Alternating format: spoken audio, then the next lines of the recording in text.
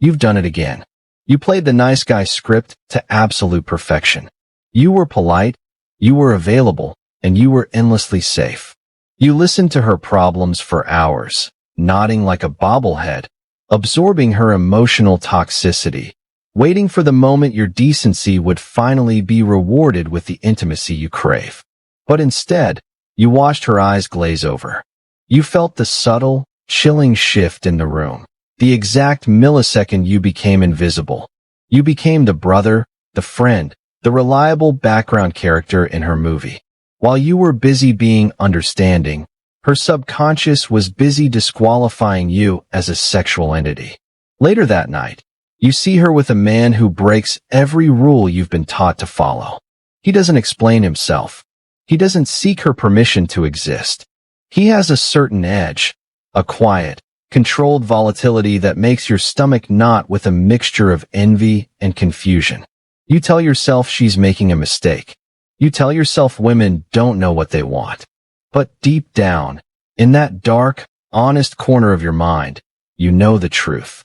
You are the provider she uses to feel secure, but he is the predator she desires to feel alive.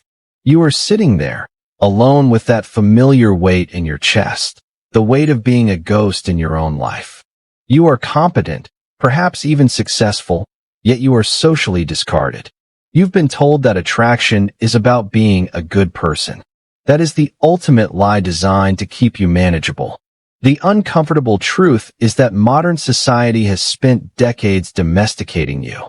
It has taught you to castrate your own ambition, to apologize for your shadow, and to view your natural masculine drive as something toxic that needs to be cured. You have been trained to be a sheep in a world that is secretly governed by wolves. But biology does not read HR manuals. Evolution does not care about your progressive values. As Friedrich Nietzsche argued in Beyond Good and Evil, the noble soul has reverence for itself. Most men have lost this reverence. They have traded their sovereignty for social acceptance, not realizing that the very dangerous traits they've suppressed are the exact qualities that trigger deep, visceral attraction in the female psyche. Psychologically, this is known as the hybristophilia light effect, not a literal attraction to criminals, but an ancestral attraction to the capacity for dominance. In the prehistoric environment, a man who was purely nice was a liability. He couldn't protect the tribe or seize resources. Carl Jung referred to this as incorporating the shadow. A man who is dangerously attractive isn't a mindless brute. He is something far more sophisticated. He is a man who possesses the capacity for destruction but keeps it under absolute, conscious control. This is the master of the sword archetype. Here is what they don't tell you. Women aren't attracted to the danger itself. They are attracted to the mastery over that danger. While the herd is busy being agreeable, the 1% are busy becoming formidable. Most men are predictable. You can set a watch by their reactions. They are safe because they lack the spine to be anything else.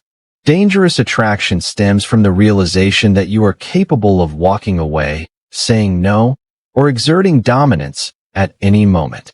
In psychology, the arousal nonspecific theory suggests that physiological arousal can be easily reattributed to attraction. If you are too predictable, her nervous system remains flat. You become background noise, like the hum of a refrigerator, present, but ignored. Imagine you are on a date, and she tests you by being subtly disrespectful or checking her phone constantly. The nice guy smiles through the pain, fearing that calling her out will ruin the mood. What he's really doing is signaling that he has no boundaries. He is showing her that he is a domesticated animal. Tomorrow, practice the cold pause. When someone disrespects your time or values, do not fill the silence with excuses for them. Look them in the eye, let the silence hang for 3 seconds longer than is comfortable, and state your boundary with zero emotional heat. Say that you don't find that acceptable and suggest trying again when they are ready. Women are subconsciously terrified of a man they can fully control. If they can break you, so can the world. By being dangerous enough to stand your ground, you prove you are an asset, not a doormat. Machiavelli wrote in The Prince that it is much safer to be feared than loved, if one of the two must be lacking. In modern dynamics, this translates to the law of the higher mission. A dangerously attractive man does not make a woman the sun in his solar system.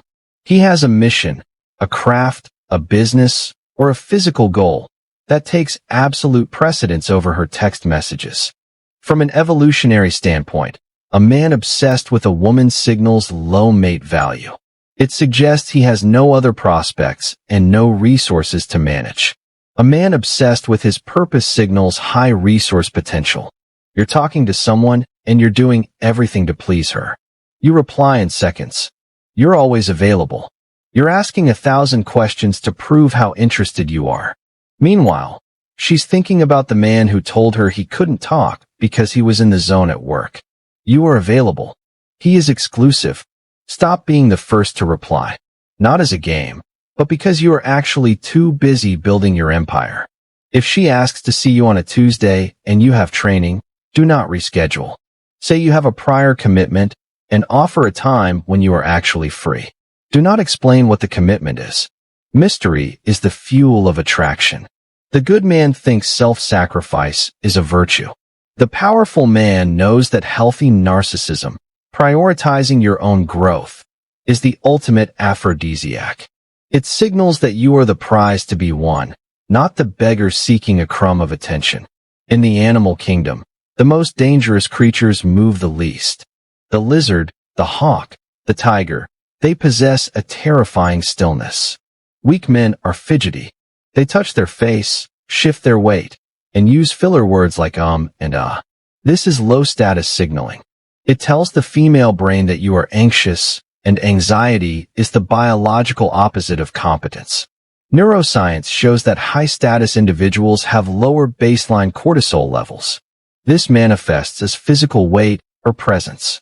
They occupy space as if they own the air within it. Watch a high-stakes social gathering. The man who is talking the most, trying to win the room with his wit, is usually the most insecure. He is performing. The man sitting back, watching, saying nothing, is the one everyone is unconsciously monitoring. He is the black hole of the room.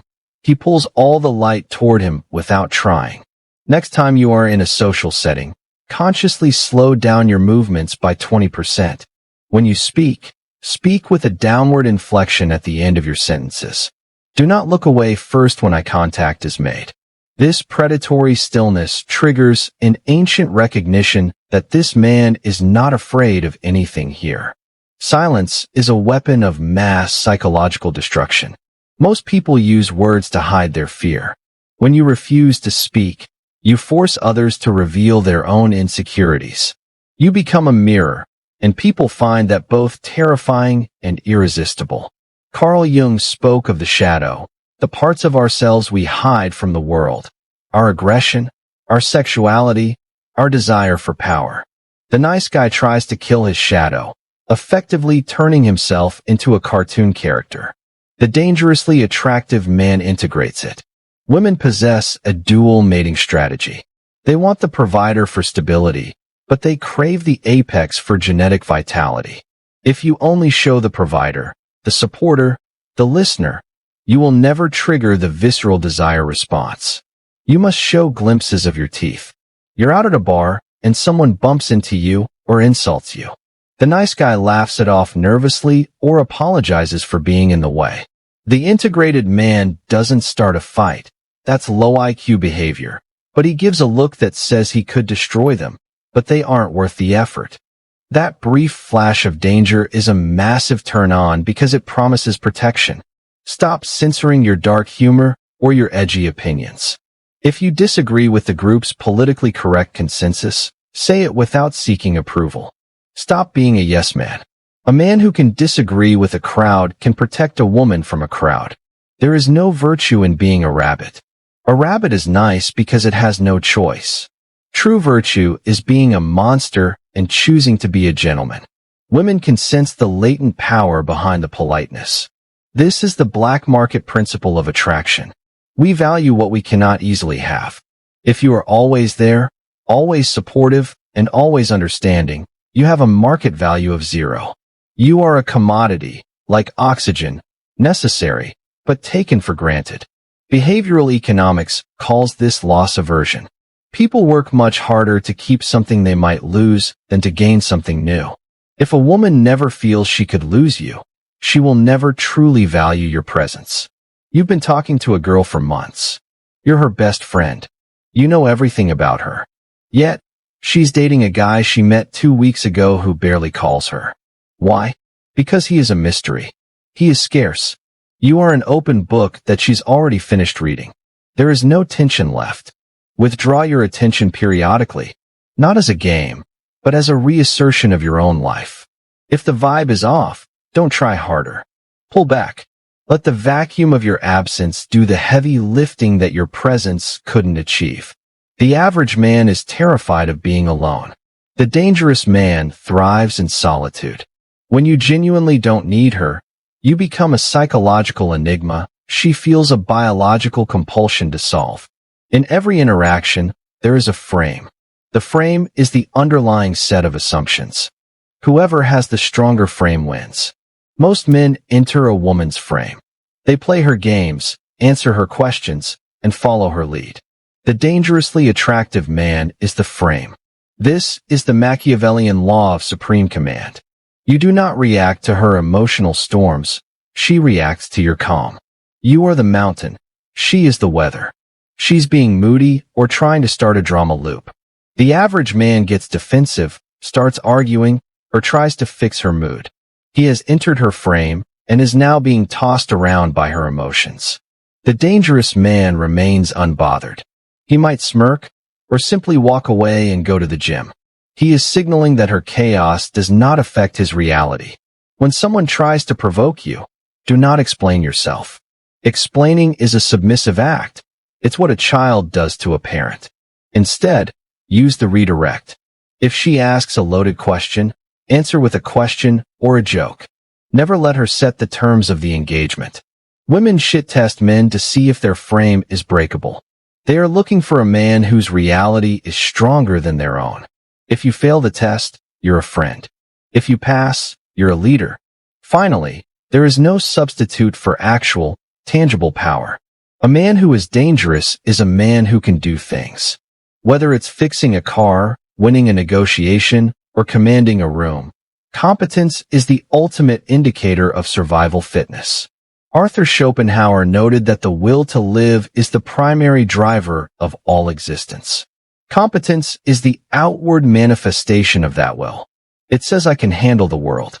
Have you ever noticed how a woman looks at a man who is in his element? Whether he's a musician on stage, a speaker at a podium, or a craftsman in his workshop, it's not about the activity. It's about the total mastery of his environment. He has carved his own path. Pick one high-value skill and become world-class at it. Stop dabbling. The discipline required to master a skill changes your face, your posture, and your tone of voice. It creates an aura of dangerous capability that cannot be faked. It radiates through your skin. The nice guy thinks his good heart is enough. The world knows that a heart without hands is useless. Become a man of high utility, and you will never have to beg for attention again. You become the center of gravity. Applying these principles will feel like a betrayal of everything you've been taught since kindergarten. It will feel cold. It will feel wrong at first to withhold your attention or to assert your shadow. But this is the painful process of shedding the skin of a victim. When you begin to implement these laws, the people around you will react negatively. They will say you've changed. They will call you arrogant or distant.